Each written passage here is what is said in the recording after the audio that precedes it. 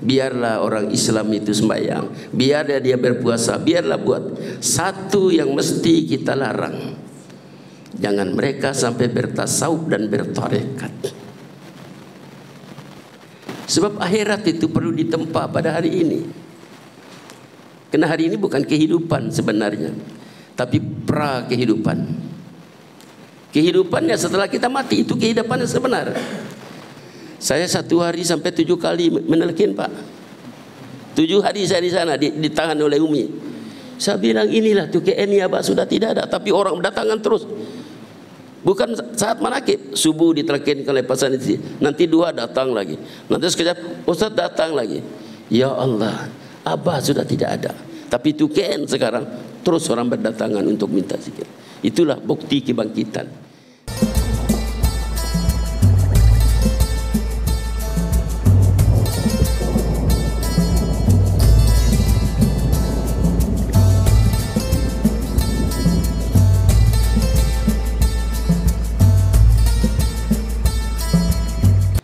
Rasulullah itu kekasih Allah. Kenapa perlu dibedah dada Rasulullah? Ya. Bahkan tadi sudah Allah mengatakan, kalau bukan karena Muhammad, aku tidak ciptakan kamu.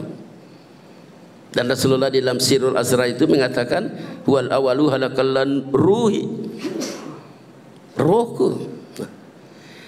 Tetapi Rasulullah dibedah dada untuk menjadi contoh teladan bagi umatnya.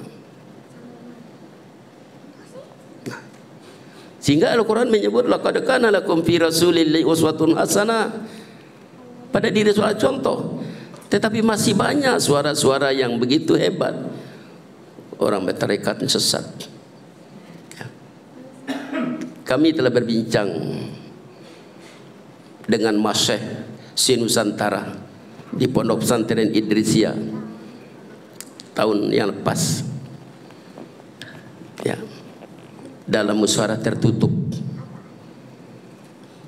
bahwa usaha untuk menyesatkan tasawuf dan tarekat, usaha untuk mengeluarkan rukun agama yang satu ini, sehingga menjadikan orang Islam tidak lengkap rukun agamanya.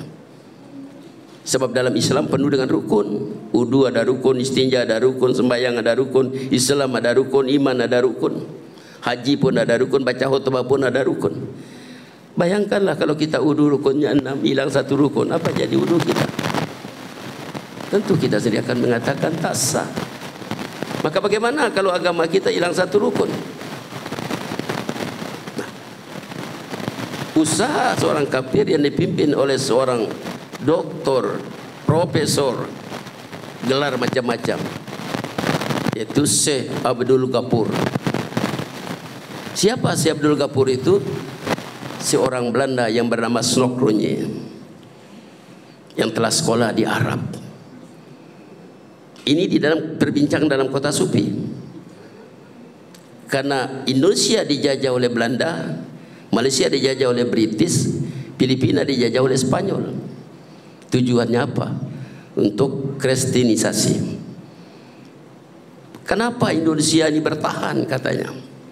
Kenapa Malaysia dapat bertahan beratus tahun, 300 tahun, 400 tahun? Hanya Filipina separuh berjaya mereka. Maka si Snokronje ganti nama jadi Abdul Ghafur, pergilah sekolah di Arab, pakai jubah, dipanggil Syekh. Selepas itu baru dia balik. Lalu dia bermusyawarah di Indonesia ini, dipanggil dari Filipina yang Spanyolnya, dipanggil dari Malaysia yang Britishnya. Biarlah orang Islam itu sembahyang, biarlah dia berpuasa, biarlah buat. Satu yang mesti kita larang, jangan mereka sampai bertasawuf dan bertarekat. Kenapa? Karena kalau bertasawuf, karena ilmu tasawuf itu ilmu yang bercakap mengenai roh, mengenai sabar, mengenai kana, wara, reda, tawadu, ikhlas dan lain-lain. Dan tarekat itu adalah alatnya untuk mencapai makamnya. Tarekat itu hubungannya dengan zikir. Zikir itu alat. Kalau orang Islam itu berzikir dengan 3 anak kunci yang dipegang sebelum berzikir, Satu, yakin. Kedua, ikhlas. Ketiga, menyerah. Maka dia tidak akan takut kepada siapapun, karena dia mendengar bisikan Tuhannya, ana ma'abdi zakarani, aku bersama hambaku jika dia ingat aku. Maka mereka hadir hatinya bersama Tuhannya, ingat kepada Tuhannya dan merasa bersama Tuhannya, maka mereka tidak akan takut kepada kita. Itu memberi mereka kemenangan. Ini usaha orang kafir. Maka ditangkaplah halakah-halakah sikir di Malaysia, di Indonesia, lalu dipenjara bersama tali barutnya.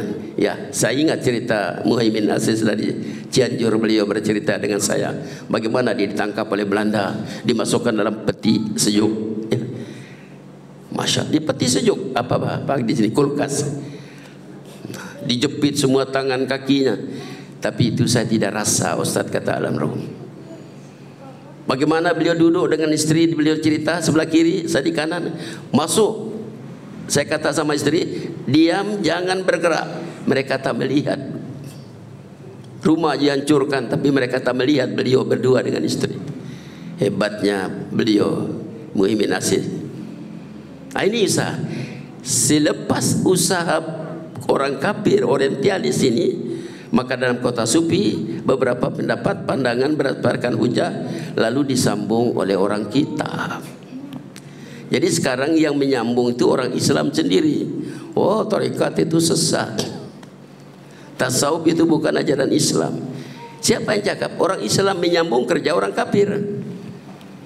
Alhamdulillah, tahun 2003 mula kebangkitan Supi di Nusantara. Ya, bulan Agustus di Negeri Sembilan di Masjid Papandayan. Alhamdulillah, Al-Fakir seorang wakil telkin Abah yang duduk di satu kampung di luar bandar, di luar kota di Tawau, tiba-tiba datang surat jemputan. Hebatnya mursyid. Bagaimana kenal tahu saya sebagai seorang wakil telkin untuk hadir di Negeri Sembilan. Sampai Negeri Sembilan berjumpalah saya dengan mufti Negeri Sabah. Bertemulah dengan timbalan mufti, dengan beberapa orang bertarekat yang selamanya kita bersembunyi. Nah, yang kedua di Idrisia. Ini kebangkitan Sufi. Bahkan karena kita perlu membimbing umat ini untuk melengkapkan rukun agamanya. Bukankah Islam, iman dan ihsan itu dalam satu bingkai, dalam satu hadis? Kalau wajib kita belajar fikih yang keluar daripada Islam, maka wajib juga kita belajar tauhid yang keluar daripada iman. Maka wajib juga kita belajar tasawuf dan tarekat daripada ihsan. Jadi saya selalu membagi ibarat buah mangga. Kita mau buah mangga kulitnya cantik, isinya cantik, dan rasanya enak. Jangan jadi buah mangga kulitnya cantik, isinya cantik, tapi rasanya tak enak. Ya. Kita mau ketiga-tiganya. Kenapa kita wajib belajar fikih atau fikih? Supaya kita tahu cara beribadah, supaya kita dapat mengenal mana yang wajib, mana yang haram, mana yang mubah, mana yang makruh. Karena itulah yang dibicarakan di dalam ilmu fikih. Kenapa wajib kita belajar tauhid atau iman? Supaya kita kenal siapa yang kita sembah, dan kita punya matlamat bagaimana nanti di akhirat. Ya. Sebab akhirat itu perlu ditempa pada hari ini. Karena hari ini bukan kehidupan sebenarnya, tapi pra kehidupan. Kehidupannya setelah kita mati, itu kehidupan yang sebenar. Dan kita tempa pada hari ini. Mau kemana kita di sana? Semua kita akan ada dalam bisikan kalbu, aku mau ke surga.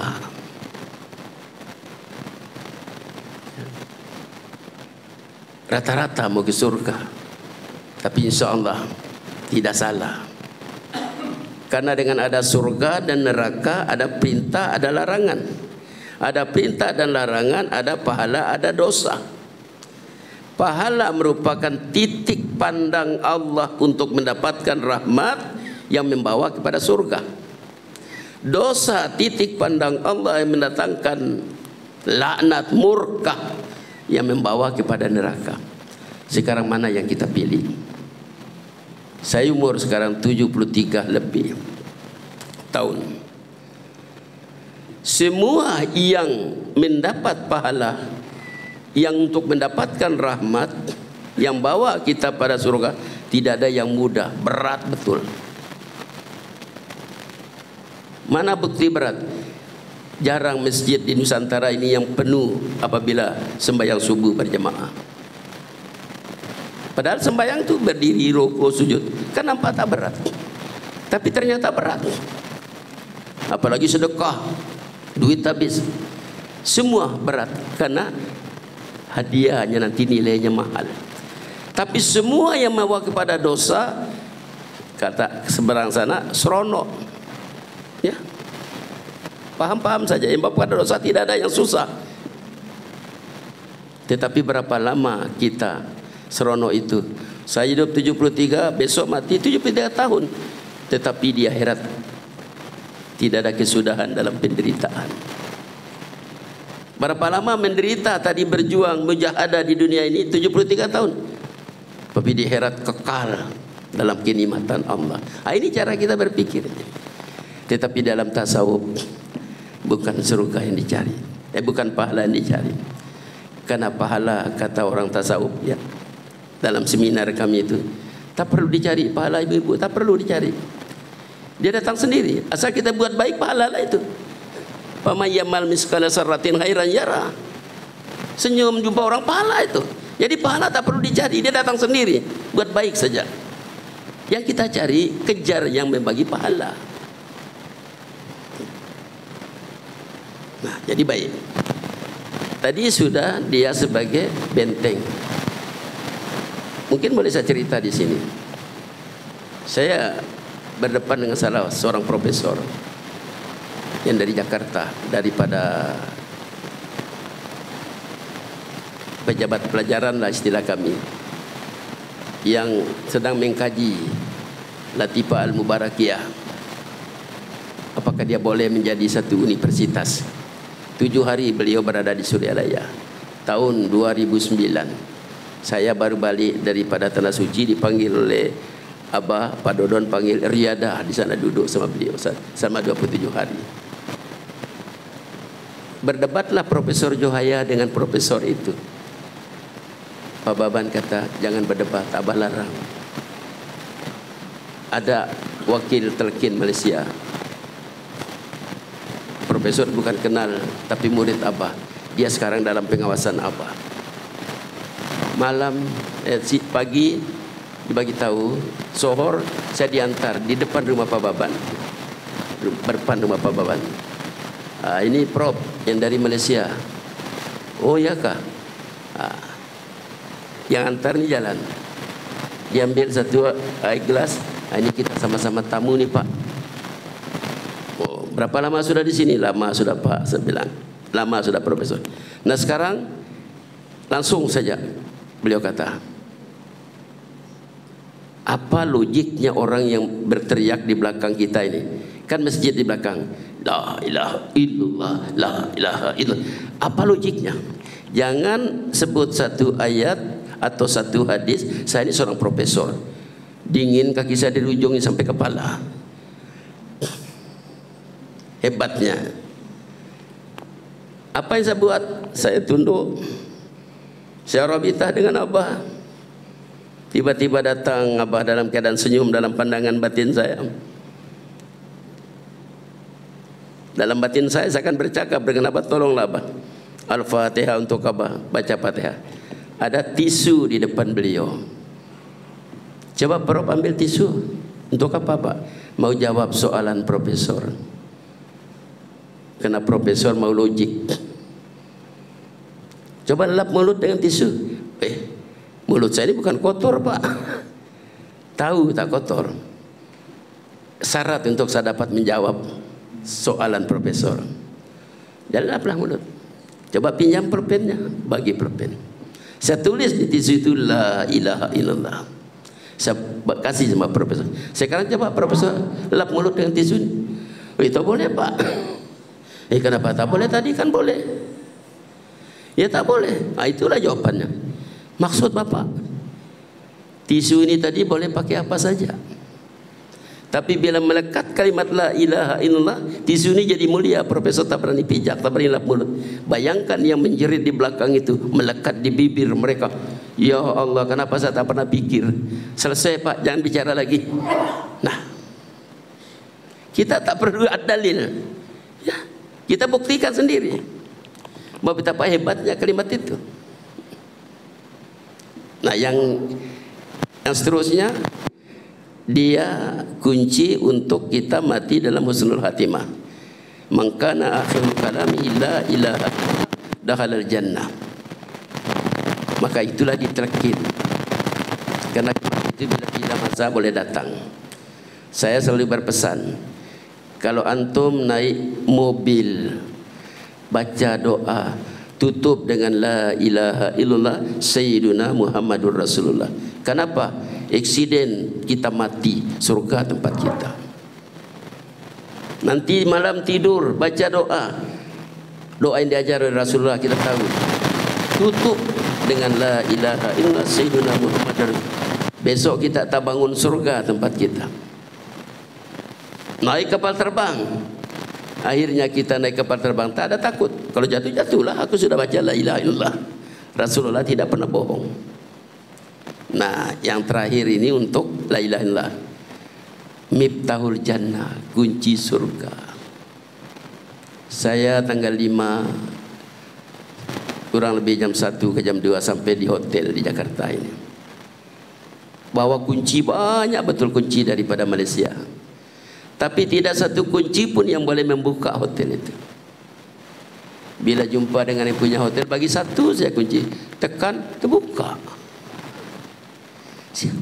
Siapa punya surga? Allah. Kalau sebelum saya ditalkin, saya tak tahu siapa yang ajar saya kalimat la ilaha illallah. Karena dari kecil sudah menyebutnya. Ibarat bibit kelapa sawit tanam di dada ini, ibarat yang dipungut di tepi jalan. Berbuah jugalah, tapi tidak seperti yang ahlinya. Maka bila kita ditalkin, kita telah mendapat kunci surga. Karena kita terima dari mursyid-mursyid sampai pada Allah. Beruntunglah tuan-tuan dan puan-puan. Nah, itu rahasia la ilaha illallah. Tak perlu cari yang lain. Ini rahasia yang paling besar. Kita sudah pegang kunci. Jangan buang kunci itu. Jangan sia-siakan kunci itu. Pegang, gigit kuat-kuat. Karena itulah yang akan membuka surga itu. Saya rasa itu. Dan terakhir tadi saya ada cerita dengan Kiai, dan beliau kata bahwa beliau juga salah seorang ahli Jatman, ketua Jatman di Jakarta. Jadi cerita kota Supi di Sabah tanggal 21 Agustus sampai 24 nanti, yang hadir seluruh Nusantara, dari Indonesia, dari Jawa, dari Sulawesi. Ya, ada beberapa tarekat di Sulawesi jemput, dari Filipina, dari Thailand, dari Kamboja, Myanmar, ya, dari Singapura, dari Brunei Darussalam, jadi itulah. Jadi mereka akan dibagi, para syekh ini, mursyid ini, dibagi tajuk masing-masing yang sehubungan dengan supi ini. Sebab yang dikatakan supi, orang yang belajar tasawuf dan bertarekat. Ini ijma daripada kota Supi. Orang yang belajar tasawuf tidak bertarekat tak boleh dikatakan supi.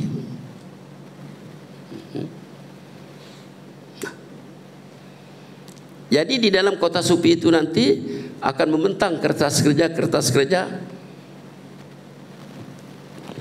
mengenai yang berhubungan dengan tasawuf dan tarekat. Di situ ada motivasi yang akan dibuat, yang membuat orang itu akan menangis bila mendengarnya. Salah seorang dokter, namanya Dr. Apip, yang beliau keliling jumpa ketua Nadatul Ulama, jumpa ketua umum Jatman, ada gambar semua sama kami, bahkan ada WhatsApp. Pergi Filipina, jumpa dengan mufti Filipina yang akan hadir nanti di kota Kinabalu. Nah, untuk kita ketahui, Kota Kinabalu tak boleh sebut tarekat. Yang ada di kepala itu sesat.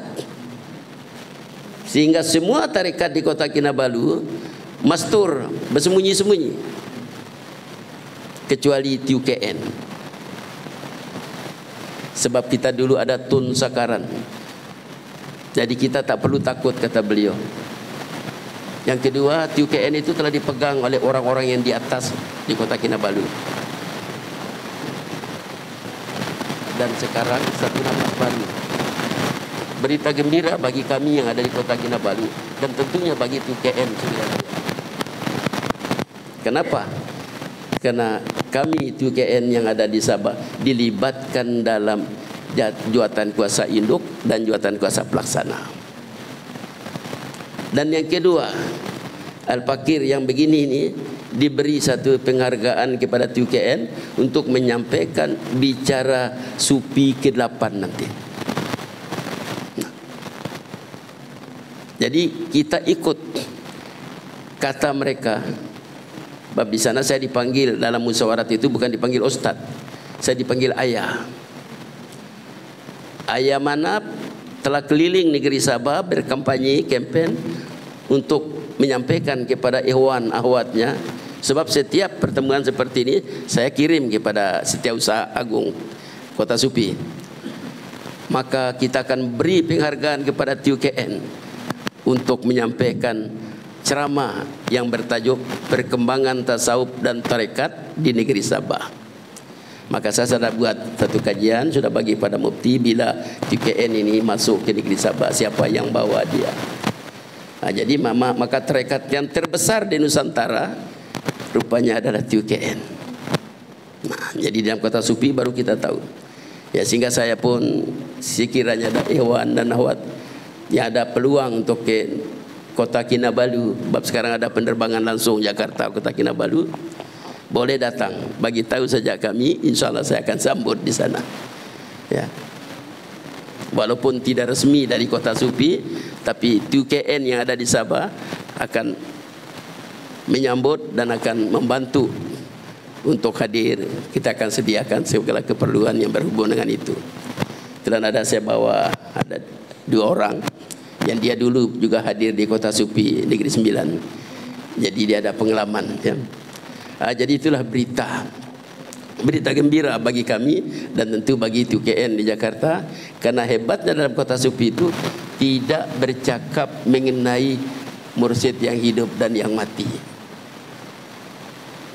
Karena telah disampaikan salah seorang kepada saya, TUKN kan mursyidnya sudah meninggal, betul. Tapi yang dibimbing oleh mursyid itu apa? Bukan jasad. Ya, betul juga kata dia. Roh. Bukankah Rasulullah mengatakan apa? Al-anbiya wa awliya haya'un fi kuburihim. Nabi dan wali itu hidup di kubur mereka. Nah, jadi kawan saya ini, tapi bukan mursyid, tapi dia khalifah macam saya. Betul juga. Contohlah Rasulullah sembahyang di Masjidil Aqsa. Siapa makmumnya? Kan semua roh-roh. Jadi kami tidak masalah. Kita pergi makam Rasulullah, kita salam. Kan yang jawab Rasulullah. Kami pergi makam mursyid kami, kami salam. Beliau jawab. Jawaban mereka, beliau itu doa bagi kami. Dan untuk para ikhwan, mungkin walaupun ikhwan ada di Jakarta, untuk perkembangan TUKN di Suryalaya, bila saya berbincang dengan Abeng sebelum saya berpisah, saya 1 hari sampai 7 kali menelkin, Pak. 7 hari saya di sana ditahan oleh Umi. Saya bilang inilah TUKN ya Pak, sudah tidak ada, tapi orang berdatangan terus. Bukan saat manakib, subuh ditelkin oleh pasan itu, nanti 2 datang lagi, nanti sekejap Ustaz datang lagi. Ya Allah, Abah sudah tidak ada, tapi TUKN sekarang terus orang berdatangan untuk minta zikir. Itulah bukti kebangkitan. Dan yang punya ide kebangkitan Kota Supi ini sebenarnya orang TUKN juga, almarhum Pak Jejen. Nah, itu yang telah disampaikan kepada Walid Ibrahim Malik, seorang hebat di Malaysia. sahabat beliau, seorang ahli tasawuf, seorang ahli sufi yang begitu hebat, ya, maka wujudlah sekarang. Jadi mudah-mudahan jadi jariah juga bagi diri Pak Jejen, dan bagi kita tentunya Dewan Tarekat Naksabandia Pondok Pesantren Suralaya. Auzubillahi minasyaitonirrajim. Bismillahirrahmanirrahim. Allahumma shalli ala sayyidina Muhammad wa ala ali sayyidina Muhammad. Rabbana atina fid dunya hasanah wa fil akhirati hasanah wa qina adzabannar. Wa sallallahu ala sayyidina Muhammadin wa ala alihi wa sahbihi ajmain walhamdulillahi rabbil alamin. Assalamualaikum warahmatullahi wabarakatuh.